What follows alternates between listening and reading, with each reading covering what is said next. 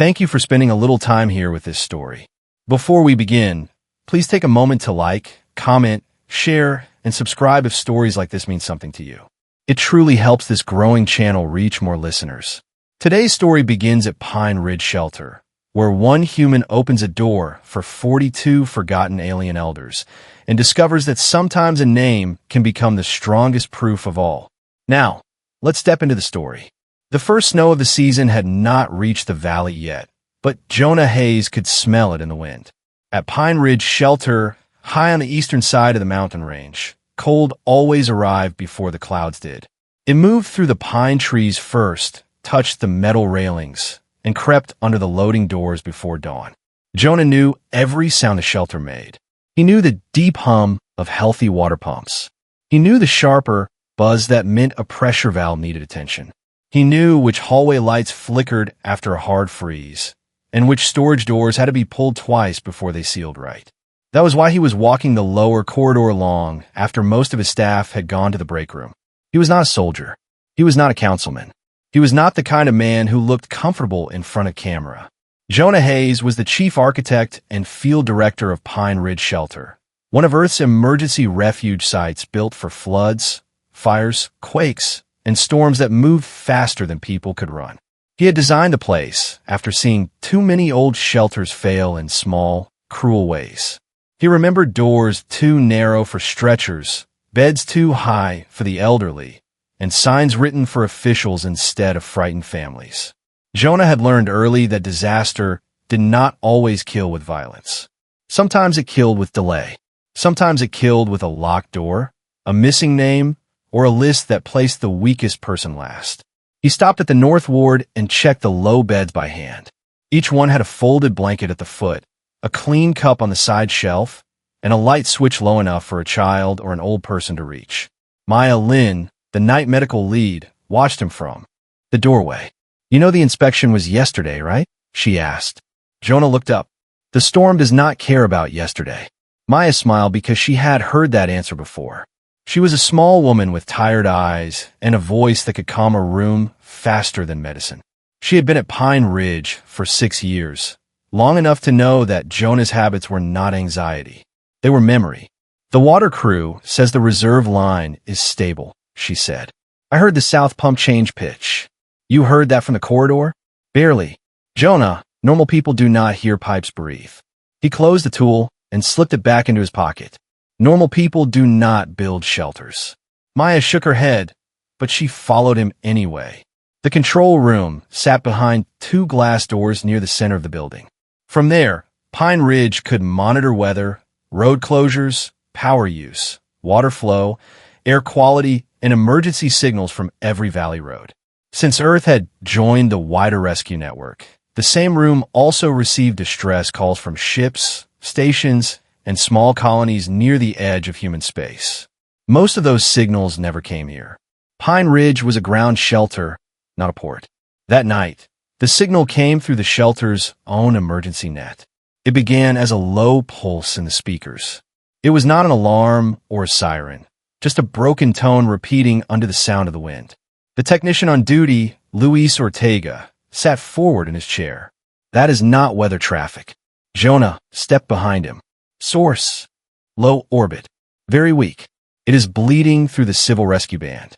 I think it is using an old emergency format." The pulse broke, returned, then opened into a voice.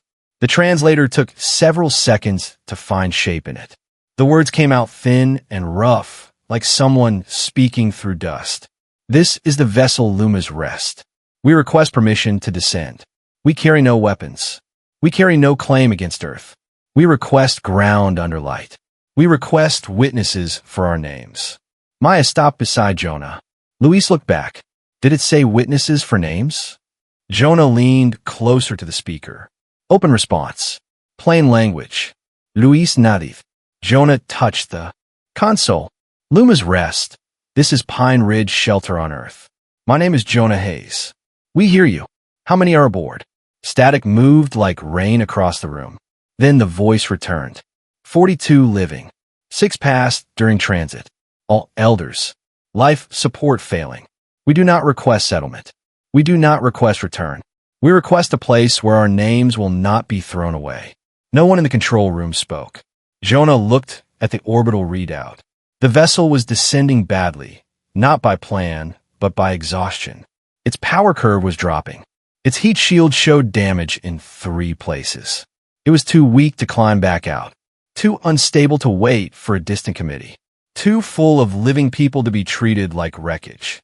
Luis Gualoth. We do not have clearance for off-world biological intake. How long before life support fails? Jonah asked. Luis checked. His face changed. Maybe 4 hours. Less if their heat drops. Maya said, orbital rescue? They're handling a cargo fire near the lunar ring. Earliest ground handoff is 5 hours. Jonah looked through the glass doors toward the dark halls of Pine Ridge. He saw the low beds, the blankets, the water lines, and the wide doors he had insisted on when the budget office wanted cheaper ones. He remembered his father sitting on a wet gym floor 28 years earlier, shivering under a thin blanket after a river swallowed half their town. He remembered the woman at the intake desk saying older evacuees had to wait until the children were processed. His father had nodded because he did not want to be trouble. By morning, the fever had taken him. Jonah had built Pine Ridge because waiting could be a kind of violence. He turned to Maya. Prepare North Ward. Low beds only. Warm light. No camera access. Get translation support and every portable heater we have. Maya's eyes sharpened. You are accepting them? They are at our door. Luis said, the Galactic Resettlement Authority is already attached to their registry. There is an automatic hold. Does the hold keep them alive? Jonah asked. Luis did not answer. Then open the landing field, Jonah said. Pine Ridge was not meant for starships, but it had a flat emergency field used by heavy rescue craft. The wind came hard over the ridge as the lights came on in 2 long rows. Staff ran out in coats. Heaters rolled through the loading hall. The medical team opened sealed kits that had never been used for non-human patients. No one moved perfectly. Everyone moved fast. The Luma's rest came through the clouds like a thing that had been forgotten by space. It was not sleek, and it did not shine. Its hull was dull gray, scarred by heat, and patched in places with plates of different metal. One side carried old burn marks. Its landing legs opened late, then locked with a sound that made half the staff step back. Jonah did not step back. The ship touched down hard enough to shake snow dust from the trees. For a moment, nothing happened. Then the side hatch opened. Warm vapor spilled into the cold. A narrow ramp lowered halfway, stuck, jerked, and dropped the rest of the distance with a metal groan. The first Velari elder appeared at the top of the ramp. She was tall and thin, with gray-blue skin, pale silver eyes, and white hair, so fine it moved in the wind like thread. Her hands shook around a flat case pressed to her chest. Behind her came others, all old, all wrapped in torn travel cloth, all moving with the careful steps of people who had spent too long in weak gravity and bad air. Maya started forward with 2 nurses. Jonah raised one hand to slow the staff, then walked to the base of the ramp so the elders would not have to wonder who had opened the door. My name is Jonah Hayes, he said. You are on Earth. This is Pine Ridge Shelter. We will get you inside. No one here will ask you to stand in the cold. The first elder looked down at him. The translator took a breath before giving her words. I am Mara Van, she said. I carry the rivers. Jonah did not understand the meaning yet, but he nodded as if it mattered. Because it did. Doble welcome, Mara Van. We have light inside. Mara looked past him toward the open shelter doors. The flat case in her arms did not leave her chest. A second elder came down behind her, a thin man with a soft voice, and one hand resting on the shoulder of another. His eyes moved across the staff, as if counting faces. I am Orange Soul, he said. I taught the children. Welcome, Orange Soul, Jonas said. A woman with a small sealed box pressed under her coat followed him. She moved slowly, protecting the box more carefully than her own ribs. Tavaren, she whispered. Seeds. Welcome, Tavaren. A silent man with sharp eyes paused halfway down the ramp. He listened not to the people, but to the shelter itself, to the pipes behind the walls, and the air moving through the vents. His name came through as Ballamore, keeper of water lines. Last among the first group was an elder so frail that two others held her upright. She carried a folded sheet wrapped in cloth. Her lips barely moved. Sarah Voth, the translator said, names of those who did not reach the door. Jonah stepped closer, careful not to touch her without permission. We will carry them inside, too. Sarah looked at him for a long time. Then she lowered her head. The elders entered Pine Ridge under yellow lights and human blankets. Some looked frightened by the height of the ceiling. Some stared at the clean water stations as if they were holy.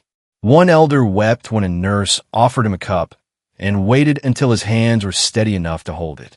Jonah stayed by the door until the last living Velari crossed the threshold. Only then did Louise call from the control room. Jonah, you need to see this, he said. On the central screen, a formal notice had arrived from the Galactic Resettlement Authority. Its language was smooth and cold. It said the occupants of Luma's Rest remained under unresolved relocation status. It said Earth had no authority to receive them. It said Pine Ridge Shelter was required to preserve the passengers for proper transfer. Jonah stared at one word. Preserve. Maya read over his shoulder. They have been inside for 12 minutes. Then in 12 minutes, Jonah said, they have been safer than they were before. He turned away from the screen and went back to the ward. The North Ward had changed already. Portable heaters lined the walls. Nurses had lowered the lights. A kitchen team was testing. Soft food under Maya's direction. The Velari sat on beds or in chairs, wrapped in silver thermal blankets that made their narrow shoulders look even smaller. Jonah saw staff moving too quickly around them, asking too many questions at once. Fear did that. Good intentions did that too. He clapped once, not loudly, but enough to gather attention. Slow down, he said. They have been chased by systems for longer than we have known them. Nobody crowds them. Nobody photographs them. Nobody asks the same question twice unless a doctor needs it. We start with warmth, water, breathing, and names. Maya nodded and repeated the order to her team. Jonah had a folding table brought into the middle of the ward. He covered it with a clean white cloth because intake desks always felt less cruel when they did not look like checkpoints. He placed a recorder on one side, paper forms on the other, and a cup of warm water within reach of every chair. This is not a processing line, he told the staff. This is a name table. Each person gives what they choose to give. No codes first. Names first. Mara Vin watched him from her bed. What? Jonah pulled a chair close, but not too close. Because systems lose people when they start with numbers. The translator gave her his words. Mara's eyes lowered to the case in her lap. Our numbers are all they kept, she said. Then we start again. Sarah Voth insisted on being first, though Maya wanted her examined immediately. Sarah's breathing was shallow, and her hands trembled so badly that Jonah had to hold the edge of the cloth steady while she unfolded her sheet. It was not paper. It was a thin piece of pale, flexible stone, scratched with marks in the Velari script. These are the 6. Jonah asked, Sera no dead. Do you want to read them? Or should someone read for you? Her mouth tightened. I carried them. I read them. So Pine Ridge waited. Sarah read 6 names. The translator struggled with the sounds, but Jonah repeated each one slowly after her.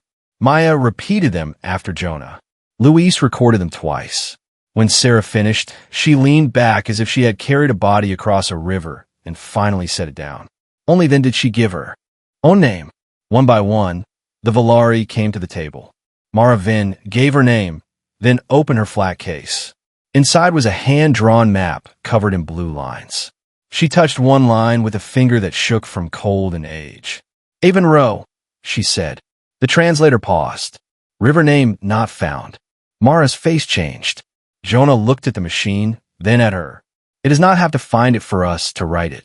He wrote the name by sound. Orin Soul came next. He said he had taught children to read the winter stars, but he did not know which of his students had reached the new colony. He gave the names he remembered. The list filled half a page. Tavarin placed her seed box on the cloth. The box was old, dark, and sealed with a cracked band. This was the last spring, she said. A young nurse asked softly, Food? Tava touched the lid. Not food now. Proof that food was possible. Balin Moore did not sit. He stood near the water station with his head tilted, listening. Jonah noticed. Is something wrong? Balin took a long time to answer. Your water is strong, but that line is speaking against itself. The translator made the sentence sound strange, but Jonah understood enough. He called the maintenance crew. They found the fault 20 minutes later.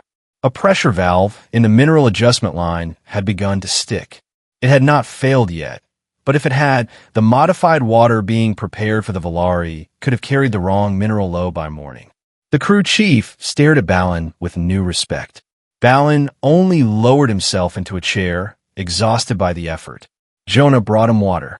You just saved us from hurting you. Balin's pale eyes moved to the cup. Old ears still hear old dangers. As the name table filled, Jonah began to understand what the elders had carried through space. They were not only asking to be remembered, they were bringing living records that the official archive had erased. By dawn, the world had learned about Pine Ridge. No one inside the shelter had leaked images of the frieliest elders. Jonah had made sure of that. But the landing lights had been visible from a highway below the ridge, and several local reporters had filmed the old ship. Through the trees. By morning, every network on Earth was talking about the alien elders who had asked for a place to die, with their names remembered. Then the first trucks arrived. They brought blankets, soft pillows, lamps with warm bulbs, portable recorders, and boxes of letters written in careful handwriting. Some were from school children. Some were from people who had survived hurricanes or fires. One came from an old woman in Kansas. She wrote that she did not know whether the Velari could read English, but she knew what it felt like when younger people started speaking over you, as if age made you less present. Oren's soul listened as a volunteer read that letter aloud. When it ended, he closed his eyes. She knows, he said. Knows what? Jonah asked. The sound of being moved aside gently. Is still being moved aside. Jonah kept the letter with Oren's permission and placed it near the name table. The pressure inside the shelter did not come only from outside officials. It also came from tired hands and frightened staff. By the second night, 2 young volunteers asked Maya whether they were trained enough to keep the Velari alive. One admitted that he was afraid of making a mistake so serious that it would prove the authority right. Jonah gathered the night crew in the laundry room, away from the elders. He did not give them a speech about courage. He placed a stack of clean blankets on the table and spoke the way he spoke during floods. Fear is information, he said. It tells you where to slow down. It does not get to make the decision for you. If you're unsure, ask. If your hands shake, sit for 1 minute and come back. If you think you made a mistake, report it before pride turns it into harm. A volunteer named Grant asked what they should do if the authority proved Pine Ridge was not good enough. Jonah looked toward the ward doors. Then we get better before they get here. That became the rule of the night. They adjusted beds again. They labeled water cups by mineral mix. They placed cloth over the loudest door hinges. They asked the Velari which sounds frightened them and which lights hurt their eyes. Small changes, but small things were where. Jonah trusted truth to live. A shelter failed one overlooked detail at a time. It also became safe one careful detail at a time. The second notice from the Galactic Resettlement Authority arrived just before noon. It was signed by Director Kale, Nor, head of Disputed Relocation Recovery. It said Pine Ridge shelter lacked certified Velari biological controls. It said the passengers of Luma's Rest were still part of a resettlement case. It said unauthorized contact might cause harm. It said a transfer team would arrive to correct the situation. Meyer read the message and looked at Jonah. Correct the situation. That is what people say when they do not want to say remove them. Can we refuse? We can delay. Medical grounds. Consent grounds. Documentation grounds. And after delay, Jonah looked across the ward. Mara was trying to teach a volunteer how to pronounce Avon Row. Tava sat with her sea box open while a botanist leaned close, not touching without permission. Balin slept with one hand resting near the water cup as if guarding it. Sarah lay under 2 blankets, her list of 6 names tucked beside her heart. After delay, Jonah said, "We make sure they are not alone." That afternoon, Mara asked for a larger table. Her map had outgrown the case. She drew slowly, with breaks for breath and water. Oren sat beside her and corrected place names. Tava added the terraces where seed houses had stood. Valen marked the deep wells with small dark circles. At first, Jonah thought they were rebuilding memory because memory comforted them. Then Luis brought the official map of Nareth from the resettlement archive, and the room changed. The two maps did not match. Whole valleys were missing from the official version. A cluster of villages that Mara drew near the Avon Row River appeared on the official map as bare land. The school Oren remembered sat inside a zone marked as evacuated before the final year. Tava's seed terraces were listed as dead ground.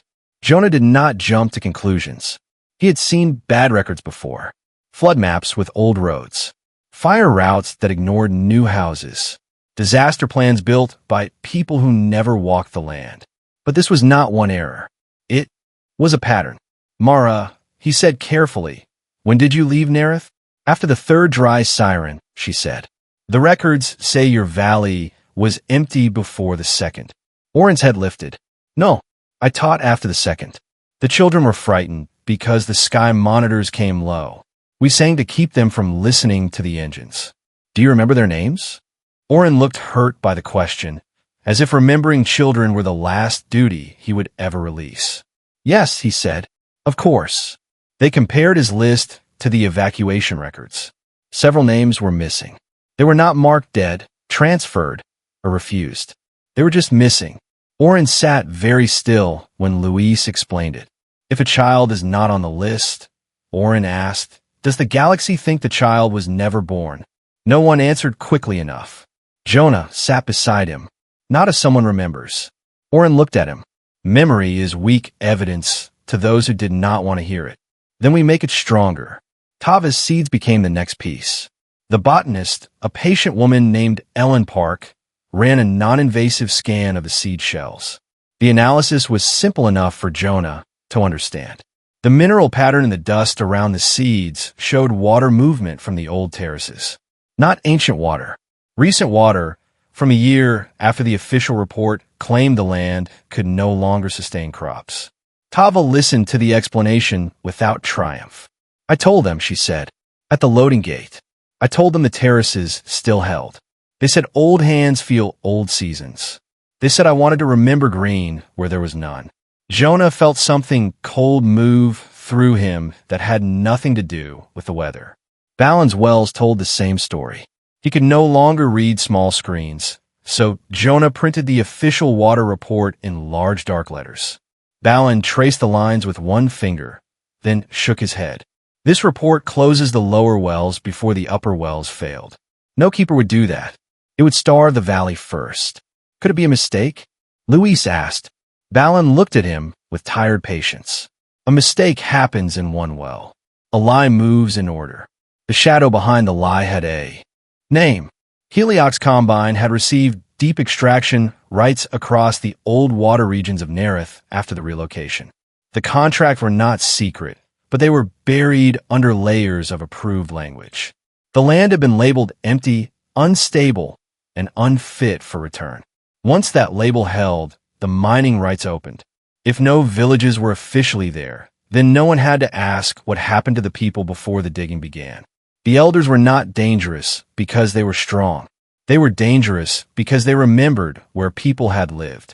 Director Kale Nor arrived at Pine Ridge the next morning with a small delegation and a white medical transport parked behind him. He was not harsh in appearance. He was slender, neat, and calm, with a voice built for rooms where suffering was discussed at a distance.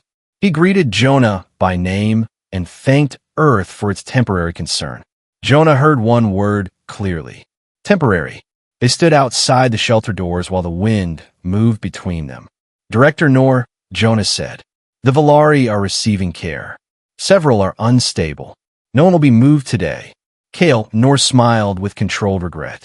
Mr. Hayes, Pine Ridge is not certified for Velari elder biology. Your kindness is noted, but kindness without process can become harm. They were being harmed before they reached us. Their case is complicated. Their breathing was not. Nor's smile thinned. You are not authorized to interpret resettlement status. I'm authorized to run this shelter. This is not merely a shelter matter. Jonah looked past him at the white transport. It became a shelter matter when they asked for a door, and we had one. Nora's eyes shifted to the windows, where warm light showed through the glass. You are creating a precedent you may not be able to carry, Nurse said. Many displaced populations will see this. Many will come. Some will be sick. Some will be disputed. Some will be politically inconvenient. Will Earth open every mountain? Jonah did not answer at once. That was the first honest question Nora had asked. I do not know what Earth will do with every mountain, Jonah said. I know what Pine Ridge will do with the people inside it. Nora held out a thin document tab. You have 48 hours to prepare for transfer. If you refuse, Pine Ridge may lose its standing in the interstellar rescue network. Future distress traffic may be routed elsewhere. Maya, standing just behind Jonah, drew a breath. Nurse saw it and pressed gently. A man who builds shelters should understand scale. You may risk many future lives for 42 elders who are already near the end of theirs. Jonah took the document. For a moment, he hated that the sentence hurt because it was not simple. Pine Ridge had saved hundreds. It could save more. If the shelter lost network standing, distress calls might never reach them. A door opened for one group could close for another. But if he handed the Velari back, Pine Ridge would still have its status and lose the reason it existed. Nor knew exactly where to put the knife. Jonah looked through the glass again. Inside, Sarah slept under yellow light. Mara bent over a map. Oren whispered names into a recorder. Tava held a seed that looked dead between two fingers, as if it were a small, sleeping animal. You call them near the end, Jonas said. They call themselves alive. Nora's face did not change. 48 hours. The delegation left. That evening, Pine Ridge was quieter than usual. The staff knew the risk now. So did the Velari. Jonah did not hide it from them. Hiding danger from people who had already been discarded would have been another kind of disrespect. Mara asked to speak with him in the map room, which had once been a storage space for folding cots. Now the walls were covered with paper, marked by rivers and wells, and names that no official record wanted. You must let us go, she said. Jonah stood still. No, he said. Do not answer as a young man answers pain. Listen as a builder. If your shelter loses its voice in a rescue network, others will die outside other doors. We are old. We know the weight of choosing who receives the last cup. Jonah looked at the map. I am listening. Then hear this. We did not come to break your mountain. We came because we were cold. You gave us warmth. That may be enough. She said it with dignity. But Jonah heard the wound beneath it. Mara spoke like someone who had practiced becoming less important for years. It is not enough if I hand you back to the people who made you vanish, Jonah said. Mara's silver eyes clouded. We have vanished before. We can do it again if it saves others. Jonah's voice stayed low. That is what systems count on. They make the abandoned feel guilty for being rescued. Mara looked away. Pine Ridge was not built to ask the person at the door whether saving them is efficient, Jonas said. It was built because someone once made that calculation in front of my father. I have spent my life making sure the door opens faster than the list. Mara touched the blue line of Avon Row. Your father was old? Old enough for someone to think he could wait. And he could not. No. Mara nodded once, not with pity, but with understanding. Then we will not go quietly to protect your comfort, she said. If we go speaking. If we stay speaking. That is all I ask. The next problem came from the dead ship. Balin Moore remembered a secondary recorder hidden near the maintenance spine of Luma's Rest. It was old equipment, meant to log port approaches in case a ship's main system failed. He had heard its casing rattle during the last weeks of flight, but he had been too weak to reach it. They were not going back for salvage. They were going back for proof. If the recorders still held data, it could show where the ship had been refused. Jonah did not send a crew alone, because the search needed proof without disrespecting the dead. The ship was unstable, cold, and full of memories that belonged to the Velari. Balin was too weak to go. Sarah insisted she knew where the dead had been laid before their names were moved to her list. Maya objected. She can barely stand. Sarah answered before Jonah could. I did not carry them this far to point from a bed. Jonah studied her. If you go in, you follow my pace. If I say we leave, we leave. No argument. Sarah looked almost amused. You speak like a shelter door. I will take that as a yes. They entered Luma's Rest with 2 technicians, Maya, and a warm support. Chair modified for Sarah. The ship smelled of old metal, stale air, and a faint mineral scent like wet stone. Frost clung to the inside seams. Lights blinked unevenly along the corridor. Jonah moved first, testing each panel before the others crossed. He had never designed a Velari ship, but danger had a language of its own. Loose floor, bad air, weak light, narrow exits. He read those things fluently. Sarah guided them to a small compartment near the rear. They passed 6 sealed sleeping alcoves. She raised one hand. Jonah stopped everyone. They died here, he asked. 3 here, Sarah said. 2 near the heat wall. 1 while we were refused at the second port. He heard the docking clamps release and thought we had landed. No one spoke for a moment. Jonah turned to the technicians. No cutting through this section. We go around. It will take longer, one said. Then we take longer. They found the recorder behind a cracked access plate. It was smaller than Jonah expected, a dull black piece of equipment wrapped in damaged wiring. The ship groaned while they worked. Maya kept one hand on Sarah's pulse monitor. Twice Jonah ordered everyone to stop while the hull settled. When the recorder finally came free, the lights in the corridor failed. Darkness closed in, and one of the technicians cursed under his breath. Jonah's flashlight came on at once. Hands on the guide rope. Maya, Sarah first. Luis, recorder under your coat. Nobody rushes. A slow exit is still an exit. The ship groaned again, deeper this time. Serais breeding worsend. Jonah knelt beside her chair. Look at me. Not the hall. Me. Her silver eyes found his. We're going out, he said. Not because the ship gives permission. Because we know the way. Sarah held his gaze and nodded. They reached the hatch just as the backup lights flicker back on. Outside, cold mountain air felt almost clean enough to drink. The recorder was damaged, but not dead. By midnight, Luis recovered fragments. Port beacons, refusal codes, timestamps, enough to show that Luma's Rest had approached several resettlement docks while carrying living passengers. Enough to show it had been turned away because the elders had no labor allocation value. Jonah read the phrase twice. The phrase meant the elders had been judged by what work they could still give. He went to the ward and found Sarah awake. It recorded the refusals, he said. She closed her eyes. Then the dead did not travel for nothing. The transfer ship came the next morning. It descended in clear weather, white and silent, with medical markings along the hull and polished doors that reflected the mountains. It looked clean enough to trust.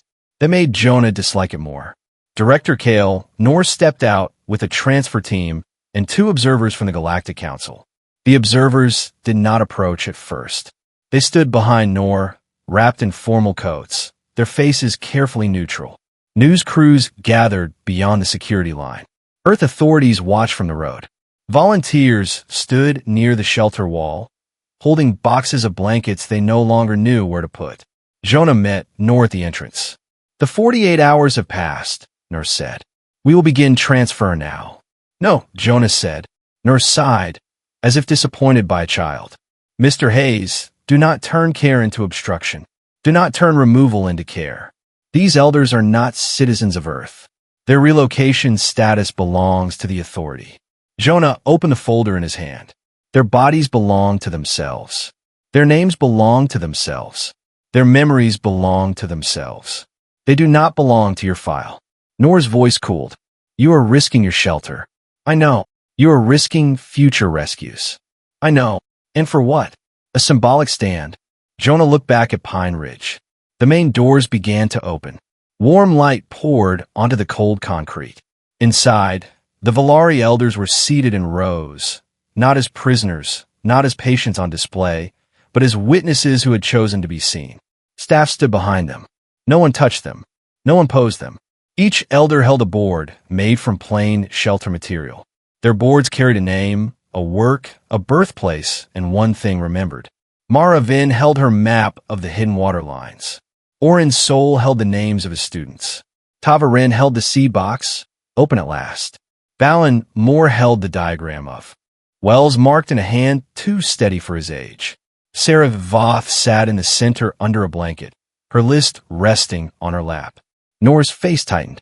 This is unauthorized broadcasting. No, Jonas said.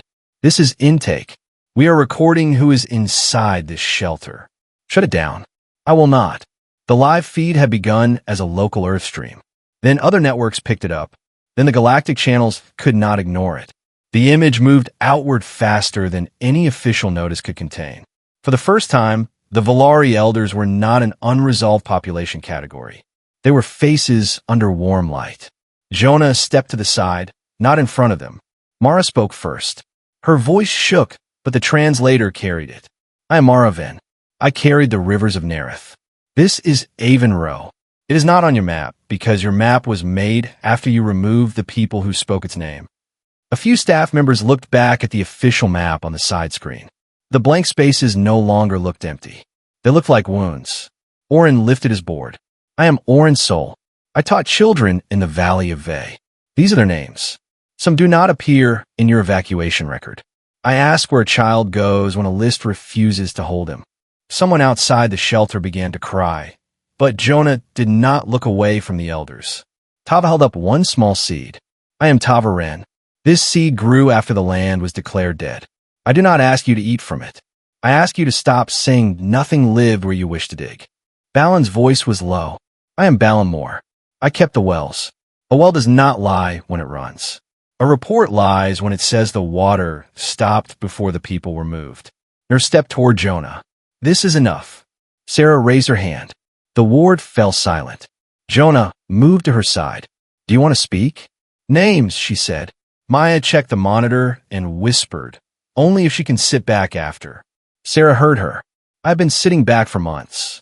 Jonah smiled once, sadly, then knelt beside her so he could hear every sound. Sarah unfolded the pale sheet. These 6 died before Earth, she said. They were refused by ports that had room for cargo. They were refused by stations that had light in their windows. They were refused because their hands were old. I will read them now. Nor made a sharp motion to his team. In the feed, Jonah stood, placing himself between Nor and the first row of elders. He did not raise his voice. A list of the dead does not need your permit. Sarah read the first name. Her voice cracked. The translator stumbled. Jonah repeated the name slowly. Maya repeated it after him. Then the staff did. Sarah read the second. Jonah repeated it. The volunteers outside repeated it too. By the third name, the reporters had stopped talking over the feed. By the fourth, messages began appearing from Earth cities, then lunar stations, then ships and colonies. People repeated the names in their own voices, on their own channels, in comments, in captions, and in quiet rooms where old parents sat beside grown children and listened. By the fifth name, one of the Galactic Council observers turned away from Nor and spoke into a private link. By the sixth, the live count had risen beyond anything Pine Ridge had ever seen. Sarah lowered the list. The shelter was silent except for the hum of heaters and the soft sound of old breathing. Nor's communicator chimed. He listened. His expression changed only slightly, but Jonah saw the moment control left his hands. The council had issued a temporary halt to the transfer. The order cited public concern, emerging evidence, and the risk of further harm during review. It was careful language. It did not apologize. It did not confess, but stopped the ship. Nor closed his communicator. This is not over, he said. Jonah looked at the elders behind him. No, it is finally being seen. The transfer team withdrew. No one cheered at first. The moment was too heavy for that. The Velari had not won back Nareth. The dead had not returned. The missing children were still missing. A temporary halt was not justice. But the door stayed open. That night, Pine Ridge did not sleep much. Mara's map was scanned in sections. Orin recorded the names of every student he could remember. Tava allowed Ellen to place 3 seeds in a small growth tray. Under gentle light, Balin sat with the engineers and explained how a living well sounded different from a dying one. Sarah slept with her list beside her, and for the first time since landing, her hands were open. By morning, Earth had moved from watching to standing. The first official statement came from the Earth Humanitarian Office. It did not use grand language. It said Pine Ridge Shelter had acted to preserve life during an emergency. It said no person under sanctuary care would be transferred without consent and independent review. It said Earth would provide medical support, translation support, and archival support for the Velari elders. Jonah read it once, then handed it to Maya. She smiled. "They are standing behind you." Behind them, Jonah said, looking toward the ward. The investigation widened over the next weeks. It did not move quickly or cleanly. Systems that hid cruelty under procedure did not collapse in a day. Heliox Combined denied wrongdoing. The Galactic Resettlement Authority blamed old data. Council members argued over jurisdiction, precedent, and the danger of reopening settled relocation cases. But the case was no longer sealed. The phrase labor allocation value spread across the networks like a stain. People heard it and understood what it meant. It meant someone had weighed old hands and found them too expensive to carry. It meant a person could survive a dying world and still be discarded by a living system. The council suspended the relocation category that had allowed elders, the sick, and the non-working to be placed at the end of emergency transport. Other worlds began asking for reviews. Other old names surfaced. Other shelters listened more carefully when weak signals came through. Pine Ridge kept working. That mattered most to Jonah. He did not want a monument. He wanted functioning doors, warm beds, clean water, and records that did not erase the people who needed them most. Still, the shelter changed. A storage wing became the Mountain Archive. Jonah hated the word archive at first.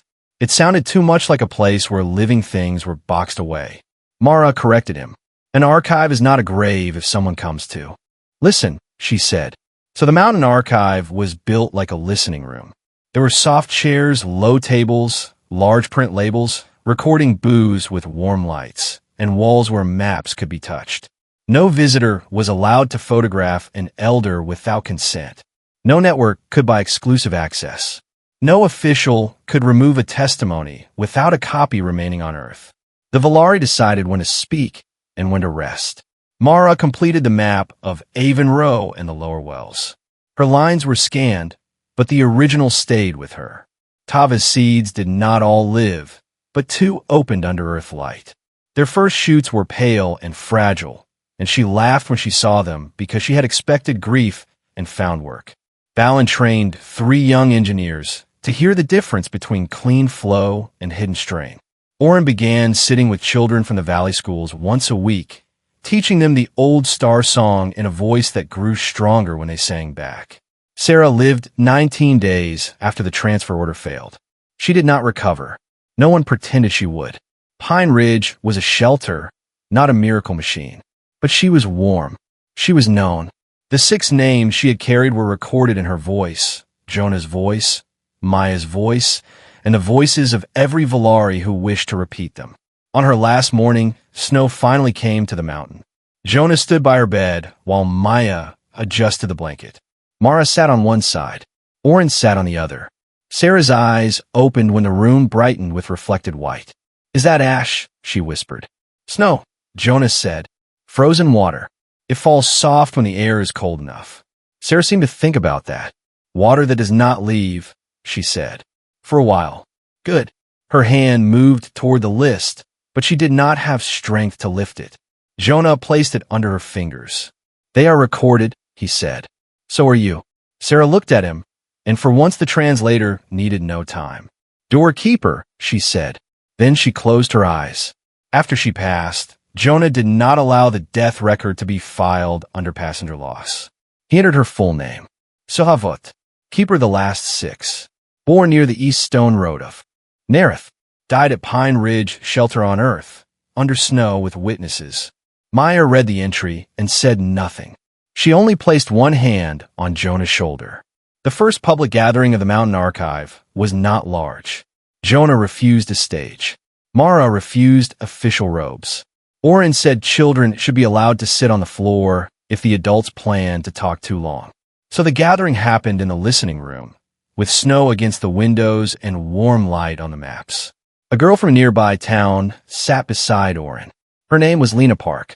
She was 9 years old, curious, and unafraid of asking simple questions.